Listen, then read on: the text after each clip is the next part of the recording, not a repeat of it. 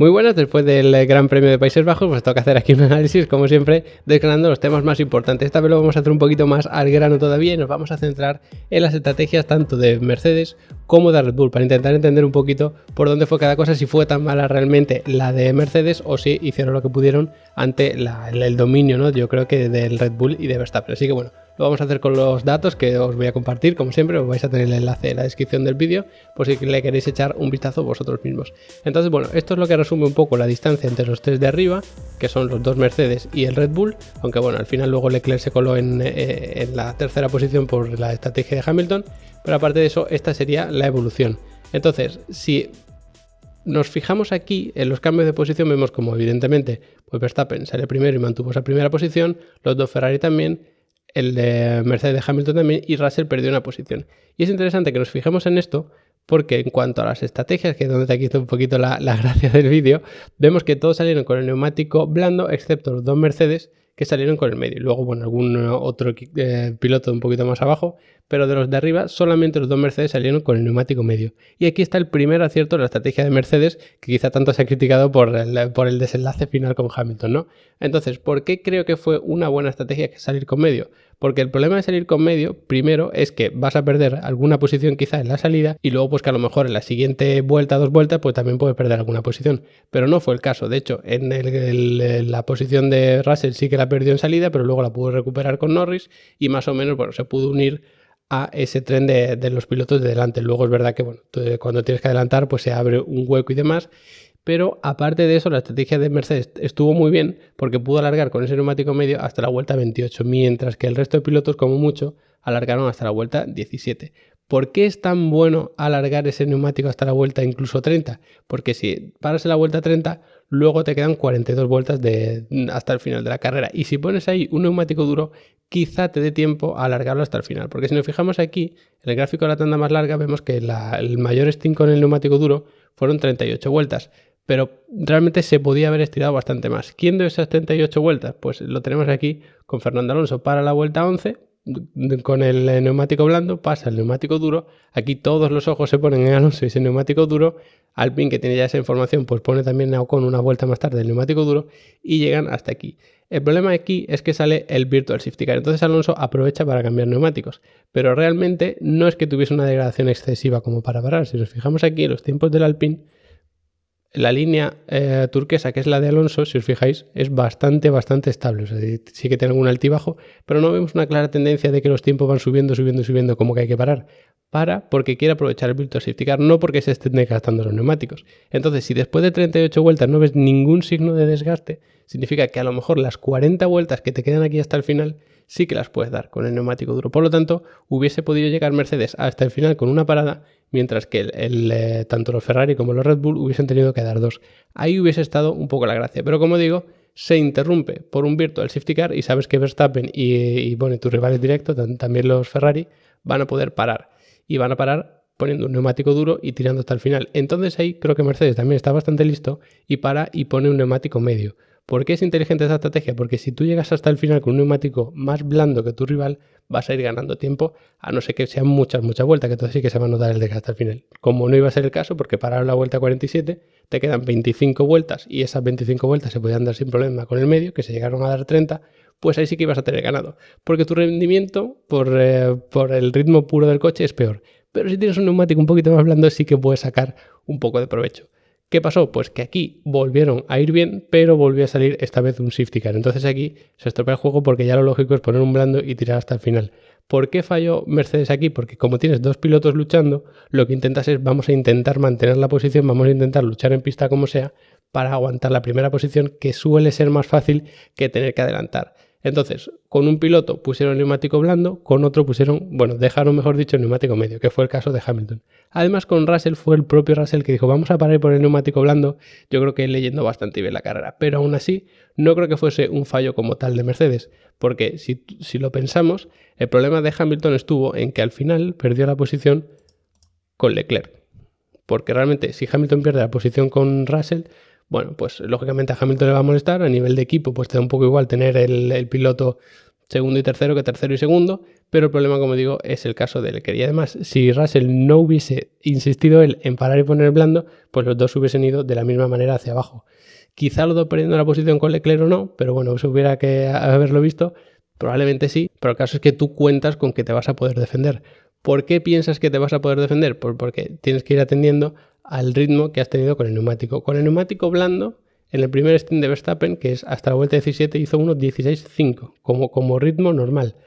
Mientras que Hamilton hizo unos 16.8, pero en vez de parando la vuelta 17 hasta la 28, es decir, durante bastantes más vueltas y eres unas cuantas décimas más lento. Estás casi en 1.16.9, mientras que Verstappen está en 1.16.5. Es decir, esas casi 4 décimas que te está sacando sabiendo que en las últimas vueltas ya tienes menos combustible, deberías ser un poco más rápido porque no hubo degradación. O sea, sí tienes menos combustible, pero más degradación, entonces sí pierdes tiempo. Pero no es el caso porque si nos fijamos aquí en los tiempos, no se aprecia degradación ninguna en los tiempos de los Mercedes. Vemos la línea bastante constante, al final sí que sube un poquito, pero ya cuando están parando. Entonces no parece que afectase mucho el desgaste. Por lo tanto, estás luchando contra un piloto que te está sacando con el mismo neumático, bueno, con un neumático diferente, unas 4 décimas. Pero que luego cuando tú paras, lo podemos ver aquí comparado, no le estás sacando tú tampoco una gran ventaja. Si comparamos aquí, por ejemplo, Hamilton con Verstappen, si os fijáis, lógicamente, cuando Verstappen pone su neumático medio, pues es mucho más rápido, incluso unas 7 décimas más rápido que él constantemente, pero claro, porque lleva un neumático nuevo. Cuando Hamilton pone el neumático nuevo, pues sí, él es más rápido, porque aunque sea un neumático más duro, pues está más fresco, no tiene ese desgaste, pero realmente esa ventaja no le dura mucho en ese stint, le dura a lo mejor unas 4 vueltas, luego hace un par de vueltas muy malas, luego sí que vuelve a recuperar, luego, bueno, se ve un ritmo un poquito menos constante, ¿no? Aquí, sin embargo, vemos constantemente, bueno, al menos 3 vueltas seguidas, en la que es bastante más rápido, unas 5 décimas, y ahí sí que te da un poco la perspectiva de que puedes tener un ritmo como para ganar la carrera, ¿no? Y luego al final, ¿qué pasó? Porque pusieron ese neumático medio y fijaos en cómo evolucionan los tiempos de Verstappen, que es la línea azul con el punto rojo del neumático blando. Es mucho más constante hasta arriba. El problema de Hamilton es que tuvo que defenderse en pista y eso además provocó que tuviese incluso el mismo desgaste que el neumático blando. Y en tan poquitas vueltas de neumático tener ese desgaste es algo bastante negativo. Es decir, yo creo que Hamilton, punto número 1, no gestionó bien la relanzada del safety car porque se vio claramente cómo Verstappen le ganó la partida y luego aparte tampoco gestionó muy bien la temperatura de los neumáticos y quizá por eso el propio Leclerc le ganó la partida, porque si lo comparamos aquí con Leclerc, pues bueno, al principio Hamilton es bastante rápido, pero luego tiene un par de vueltas bastante malas y luego ya constantemente pues es un poquito más rápido Leclerc, no mucho, unas 3-4 décimas, pero eso pues le valió al final para ganarle la partida. Entonces yo creo que al final estas 3 vueltas malas de Hamilton son las que les cuestan esa posición con Leclerc, por lo tanto, si realmente Hamilton hubiese podido mantener la tercera, no hubiese sido del todo mala. Insisto, hubiese sido mucho mejor cambiar hablando, evidentemente con los dos pilotos, te hubieses asegurado un segundo y tercer puesto, pero le veía yo al menos sentido a la estrategia de Mercedes. Luego te puede salir mejor, te puede salir peor, pero realmente decir que la estrategia de Mercedes ha sido un desastre, cuando salir con el neumático medio fuiste el único que lo hizo y era lo mejor, poner un neumático duro hasta el final era ahí en ese caso lo lógico y también lo hiciste bien, luego cambiar de neumático también fue aprovechar la ventaja con Verstappen y la aprovechaste y por la última parada que con uno de los dos pilotos te la jugaste y no salió bien, pues bueno, me parece que realmente es un poco quizás demasiado crítico, ¿no? Creo que Hamilton cometió también sus errores, pero que realmente no tuvo ninguna oportunidad. Quizá gestionando un poquito mejor la temperatura de los neumáticos, podría haberle aguantado a Leclerc, conservar la tercera posición, pero estaba bastante complicado y es difícil saberlo, ¿no? Al fin y al cabo.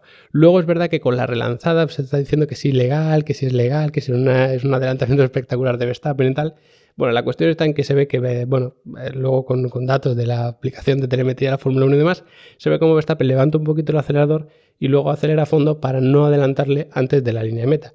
Y eso está muy bien, la polémica viene de que se pone realmente en paralelo con el otro piloto, es decir, con Hamilton, cuando se supone que ya por normativa, mientras hay un safety car, no te puedes poner paralelo. El problema es que eso realmente no viene especificado en ninguna parte del reglamento. Si nos fijamos en el reglamento, pues bueno, aquí tenemos este es el reglamento deportivo, en el capítulo 55, aquí tenemos pues, todos los artículos respecto a eso. He hablado mucho del 55.14, que es el que tenemos aquí, pero es que realmente no te dice que no se pueda poner en paralelo. Entonces, el problema es que si la FIA da una indicación y luego no aparece especificada bien en el reglamento, pues es un poco complicado aplicarla.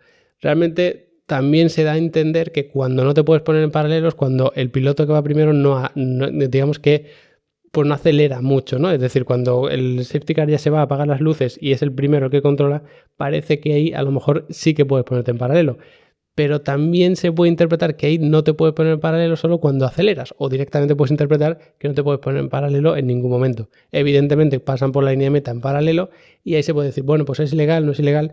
Yo no podría decir que es ilegal porque al menos yo no he encontrado ningún artículo en el reglamento en el que especifique que no se puede hacer así. Entonces, bueno, aquí sí que te pone, que es un poco a lo que nos estamos acogiendo mucha gente, que mientras el safety car está volviendo y demás, pues tienes que mantener un ritmo constante, no puedes hacer maniobras que puedan poner en riesgo a los otros pilotos, que sean demasiado, erráticas, ¿no? Que le gusta decir, es decir, porque mucha gente ha dicho, Hamilton debería haber levantado, que Verstappen le pase y entonces ya eso es ilegal y tú recuperas la posición.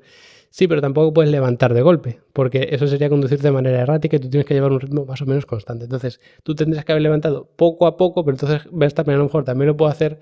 En fin, es un poquito más complicado. Creo que no lo gestionó bien en cualquier caso. Creo que lo lógico en esa situación hubiese sido calentar rueda hasta el final y luego justo antes de la línea de meta tirar, porque la distancia entre la meta y la primera curva no era muy grande, como ya dijimos aquí en la previa. Entonces, creo que hubiese sido una manera mejor de gestionarlo. Pero aún así, creo que Verstappen hubiese ganado la partida.